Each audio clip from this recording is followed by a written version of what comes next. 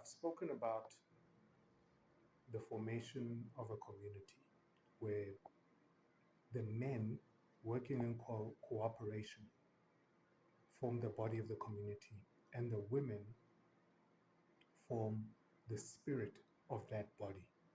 Okay, so the men in cooperation form the physical boundaries of behavior within the community, and the women form the spiritual boundaries of behavior within the community. So the culture, the men, the laws that are enforceable physically, and the women, the culture, which also can be enforced physically if they call upon the men to back them up. Now,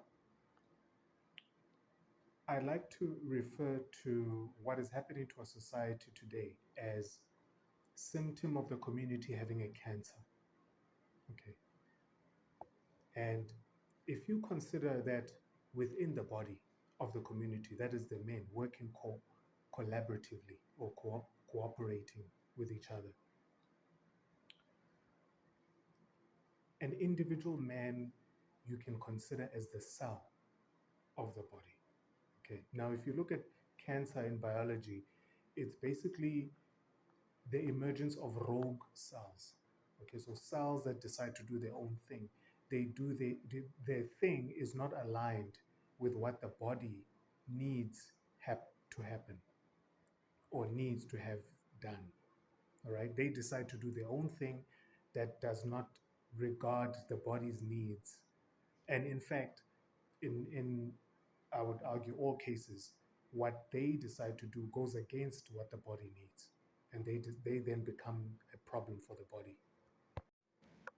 This is this is somewhat of what you see has happened in our society, right? In our country, in South Africa, but also within our communities, and also within our families. Okay, um, but yeah, I said somewhat of what is going on. The rest of what is going on is that imagine, okay, so you have some cells of the body that are doing their own thing, but now you have the rest of the other cells forgetting that they are cells that are part of the body. Okay, so basically, let me explain it like this. You have a few cells that group together to form their own mini body, separate from the overall body from which they come.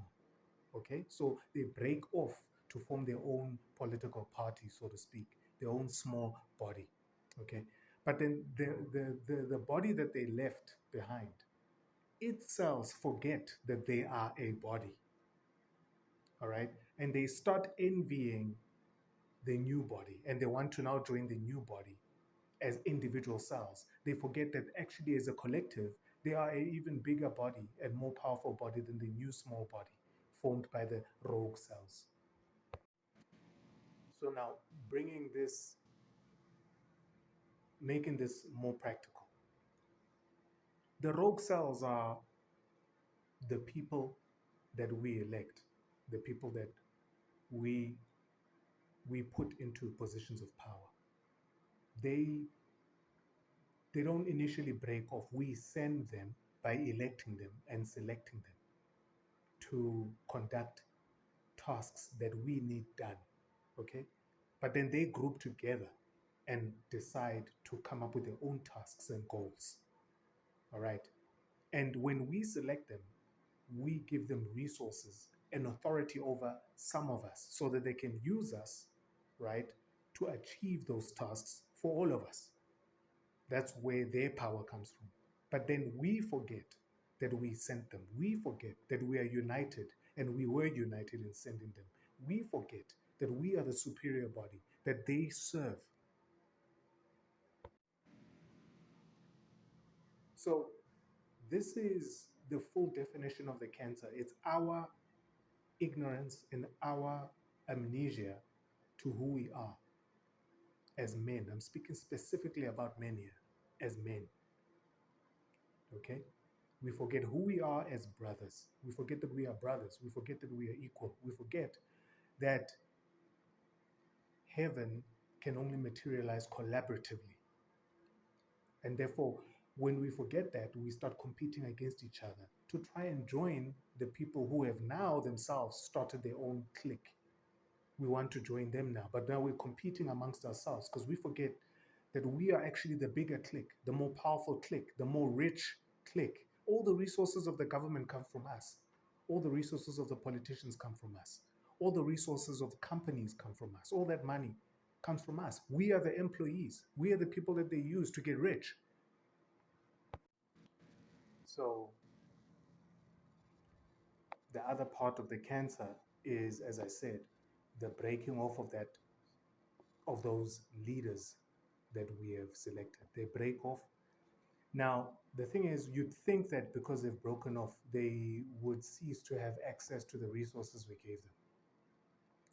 But because we forget, again, the first half of the cancer, who we are and our relationship to one another and to them, thus also to the resources that they have access to, they then have access to more resources than they should have. Because if you consider this clearly, the responsibility over the resources is ours as the greater populace. Okay? We are supposed to allocate resources to people we select for tasks, temporary tasks, short term tasks that they're supposed to do using those resources, including personnel. Personnel being us. So we are supposed to manage these resources. But look at what is happening now. What is happening now is we give them all the resources and they manage all the resources, and they allocate those resources for themselves to their own goals and tasks that they inform us about in speeches and so on, and political party manifestos, when actually it's not supposed to be working that way. You understand? So um, they now have access to all these resources because we have forgotten that actually we're supposed to be managing the resources and allocating those resources to them, right? So two sides to the cancer: our forgetting of who we are, therefore also our failure to perform our responsibility. And second, they sort of forming their own culture that is against our culture. They're forming their own goals and identity that seeks to exploit us. So they are using the first half of the cancer to feed themselves as the second part of the cancer. So as it stands right now, and if you look at South Africa today as a country, because the first half of the cancer, which is the greater populace, has forgotten who it is, who we are.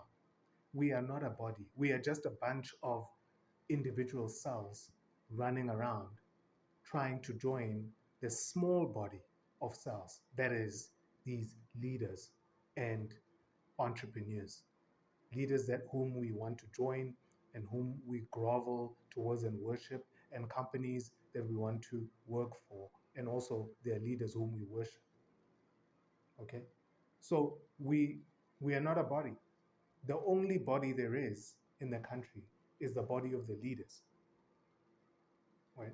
Who are less in number than the rest of us, and yet they control the majority of the resources because of us.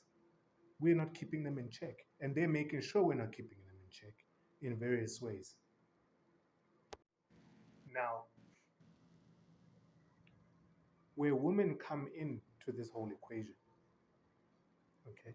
Remember, women are the spirit of the body, and like I said, there is only one body in this country right now. One body. And it is the body of the people that are either politically powerful or financially rich, and or financially rich. These people that are the minority in the whole country, they are the ones who are collaborating. They are meeting behind closed doors and they are helping each other out to maintain our division and ignorance and to maintain their power and access to resources. right? So now women, being the spirit of the body, can only occupy one body, which is their body. Therefore, they can only serve them or their interests. Now, if you look at the behavior that we see in our culture today, especially if you look at black people, but in general, but specifically black people, but in general, right? Here's what I'll say. You have a very materially based culture that is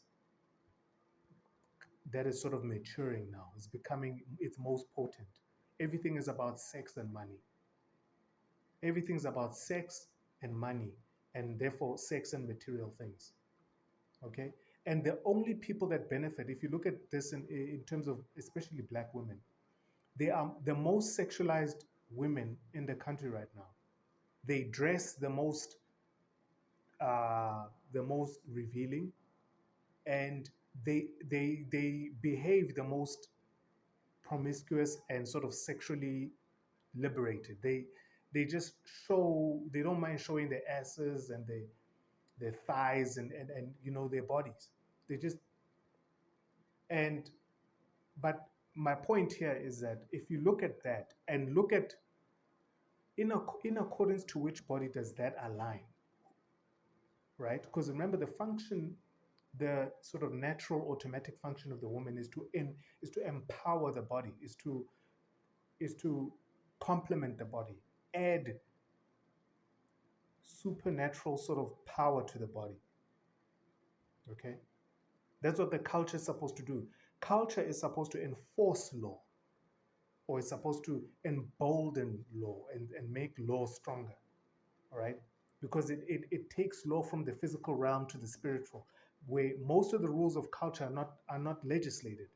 They are spirit, they can be even spiritual. They become rules of the mind, unwritten rules that you have to follow.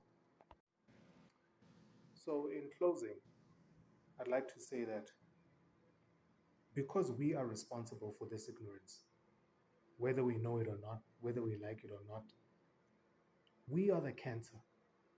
We are the corruption of society. We not only do we perpetrate the corruption, but we are the source of that perpetration. The issues behind the perpetration, the corruption, the mental illness, the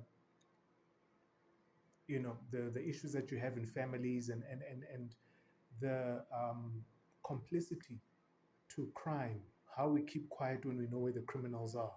We know who's selling the nyaupe, we know who's smoking it, we know all these things. We are the ones that are supposed to solve this problem, and yet we sit around and point at government.